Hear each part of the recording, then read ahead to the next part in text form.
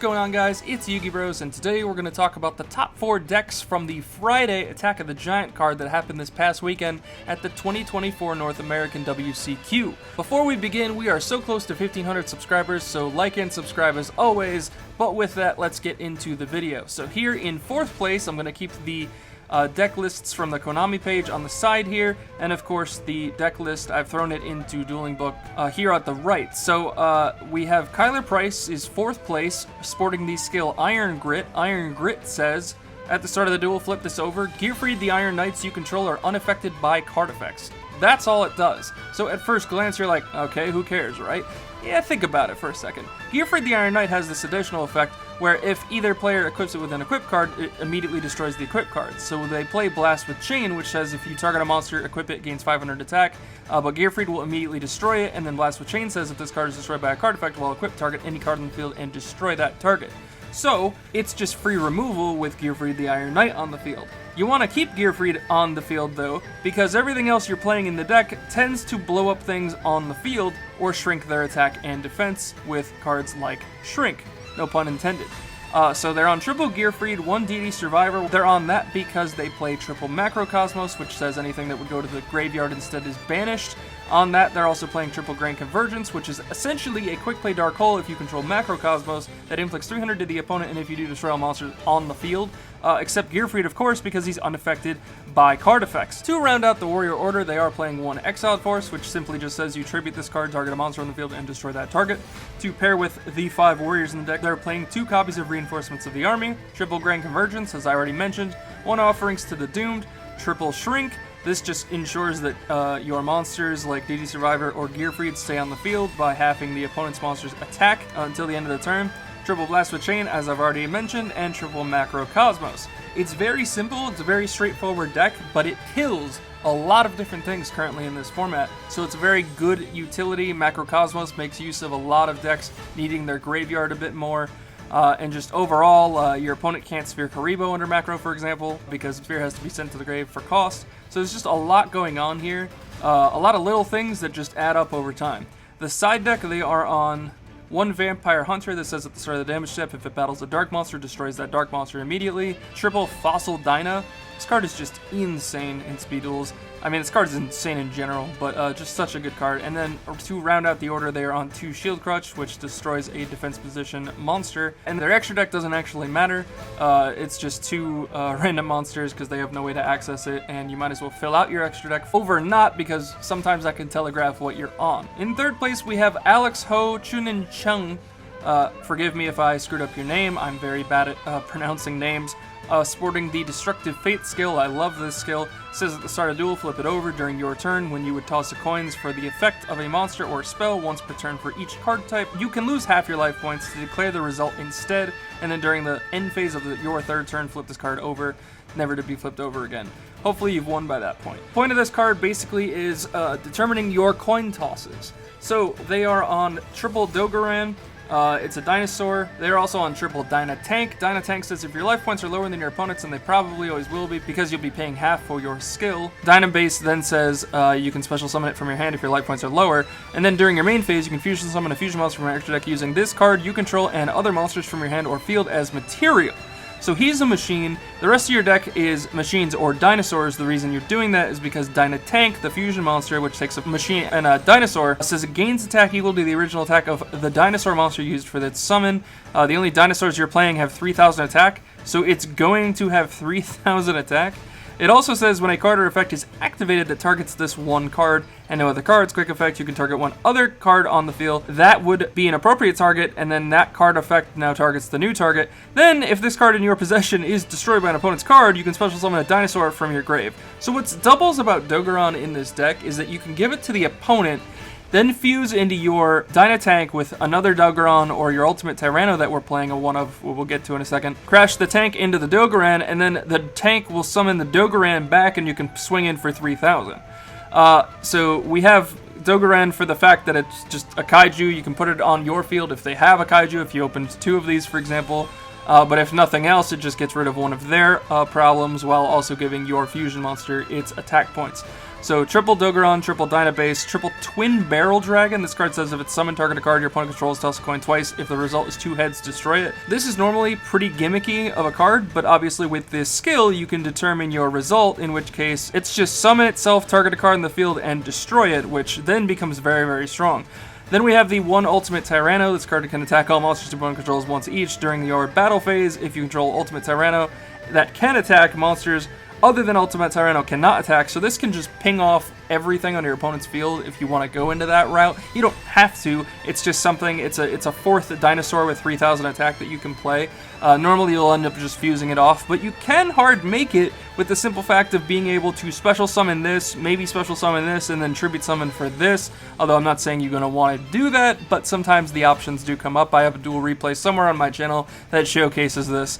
For the spells, they're on triple Book of Moon, the newly semi-limited Cup of Ace. I know this is crazy to say, but with that skill, it now is literally just Pot of Greed, so this card went to 2 for that reason. Double Night Beam, this card is a solid spell and trap destruction choice ever since MST we got limited, and then triple Wabaku. The whole point of your deck is to do the thing that I already mentioned, so everything else is just stall power until you get there. You also only want to go second, so this gets you to second, essentially. In the side deck, they are on another Night Beam, double Defusion, because you can make the Dyna Tank, and then if you have the materials in the grave, you can defusion it into the separate materials, but Defusion is also good as a way to stop your opponent's cards as well, by just defusing them, depending on where their fusion materials ended up. But even so, nevertheless, 1 Lost Wind. This card is still just a solid option, definitely a side deck option, if not main, where you can just target any special summon monster on the field, negate its effects. Also, its original attack is halved, and that is permanent. And then if a monster is special summoned from your opponent's extra deck while this is in the grave, except during the damage step, you can set this card, but banish it when it leaves the field. And then finally, 2-0 Gravity, which I thought was very interesting. This card says it changes the battle positions of all face-up monsters on the field. And that's pretty crazy, considering even if you give them a Dogoron, which is 3k, and then shift it to defense, it's only 1200, so you can run over it with almost anything, even the Twin Barrel, for example, a good stall card to have in addition to the Wabaku. And then their extra deck, aside from the 3 Dynatank, is Cyber End, Arcana Knight, Joker, and Ojama King, which can't be summoned any which way from this deck. It's just something to fill out the rest of the deck. In second place, we have Juan Francisco Navarro Valencia. I'm sorry again if I mispronounced it. In second place with Twisted Personality. This is an old skill at this point in Speed Duels that says each time you lose life points, place a counter on this card max 3. Once returned during your main phase, you can use one of the following skills. Either remove 2 counters from this card, then discard a random card from your opponent's hand, or remove 3 counters from this card, then destroy one face-up card your opponent controls. It's really a good skill. The reason they are playing it is because they are playing a deck that significantly reduces its life points in vampires, and vampires all have effects that usually pay 500 to do something. So in this case, they're on 2 Vampire Curse, which says if it's destroyed by battle and sent to the grave, you can pay 500 special summon during the next standby phase of the next turn. If you do, it gains 500 attack, but the 500 there can give Twisted Personality a counter. They're on 2 Vampire Hunter, which just simply says at the start of the damage step, if it battles a dark monster, destroys it, so it's like mini Catastor in this deck. 2 Vampire Retainer and 2 Vampire Familiar. They're both the same card, essentially. They both say if they're special summoned, you can pay 500.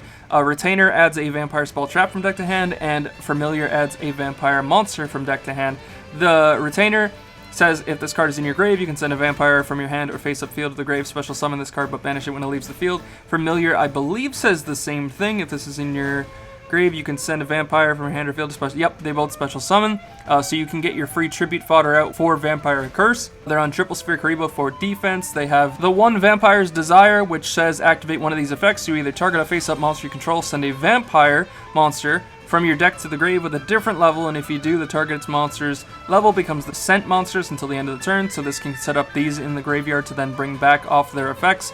The other effect of Vampire Desire is you can target a vampire monster in your graveyard, send a monster you control to the graveyard, and if you do, special summon the monster, so it's just Monster Reborn in that sense for vampires. Then they're on Double Book of Moon. Their third 3-of in the deck is Wall of Disruption. These cards are both on the 3 list. That's why they can only play 2 of that and 1 of that max. Wall of Disruption is when an opponent's monster declares an attack, all attack position monsters opponent currently controls lose 800 attack for each monster they control.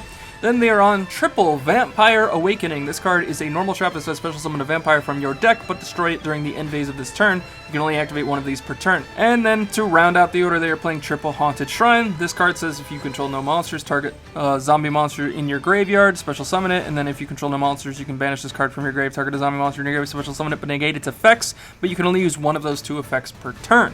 In the side deck, they are on 1 copy of Jinzo, the newly unlimited Jinzo, I should mention, 2 copies of Twister, which is pay 500 life points, target a face-up spell trap on the field, destroy that target, 1 copy of Waking the Dragon, which says if it's destroyed while set, or banished while set by the opponent, you can special summon a monster from your deck or extra deck. This includes any of these options in the extra deck, which we'll go over in a second. That's normally why you see this as like the normal 6 that people play, even if they're not on Waking the Dragon, just to fill out their extra deck. And then double Mind Crush to round out the order. The extra deck monsters are Blue Eyes Ultimate because it's a beat stick, Arcana Knight Joker because it prevents, or rather, if it's targeted by a spell trap or monster effect, you can discard a card of the same type to negate the effect.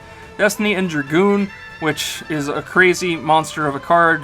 You can target an opponent's monster, destroy that target. If it was face up, inflict damage to your opponent equal to its attack that it had on the field. This card's nuts. The other effect doesn't matter unless you can banish a Destiny hero from your grave, but it can bring itself back if that is the case. Cyber End Dragon, which is a 4,000 beat stick that does piercing. Ojama King, which you can summon and choose up to 3 of your opponent's monster zones, and those zones can't be used. You can essentially Kashtira lock them out of their monster zones if they have nothing in the monster zones when you summon this card. And then Ryu Senshi is the last one that people usually play. It's either this or Thousand Eyes Restrict. Ryu Senshi in this case, however, says when a normal trap is activated, quick effect, you can pay 1,000 to negate the effect, and then the other effect is negate the effects of any spell cards that target this card and destroy it. And finally, for the first place deck, we have Jordan Favoris in first place, playing the Iron Grit skill once again. We just talked about this with the 4th place deck. The only difference in this guy's list is that he's not on Exiled Force. He's instead on Mirror Wall, which is a continuous trap card that says half the attack of all opponents attacking monsters. Once per turn during your standby phase, either you pay 2,000 or destroy this card. You don't have to pay it, so you can pop it. It is continuous, so it's a little wonky in that sense over like something like Wall of Disruption, but this card is not on the limited list, and now that Gearfried is now on the 3-of list, you can't play any of the other 3-ofs that are on the 3-ofs list. You can't play any of these. You can't play Sakuretsu, you can't play Widespread, you can't play Wall of Disruption, you can't play Book of Moon. So your options are quite literally Shrink, and something like Mirror Wall for something that, you know, wants to have your opponent's monster's attacks. It's just acting as a 4th strength that technically can hit everything on the field for a turn. You normally won't pay the 2k going into your next standby and then it dies, but it did its job for the turn that it was flipped. And then in their side deck, they are on 2 Fossil Dyna instead of the 3 that the 4th place guy had, 2 Hammer Shot, which destroys the highest attack monster on the field, your choice if tied. It's never realistically going to be Gearfried, because Gearfried is only 1,800, and the highest attack you have in this deck is 1,800 between Gearfried and DP Survivor, so this kills anything higher than that. And then double Shield Crush as well to round out the order. Guys, what do you think of these top 4 decks? Like I said, I will touch on the Saturday and Sunday decks in a different video. I really love, you guys, this is no surprise, I love the Destructive Fate deck, but I do think the Gearfried deck is solid as well, and this is something that I definitely could see myself rolling up into a tournament with because I love control decks, and that's definitely what this is. Be sure to like, comment, and subscribe as always. Click the notification bell to get all of our latest updates, and I'll see you guys in the next video. For more amazing Speed Duel content, subscribe to Yugi Bros. It's time to duel!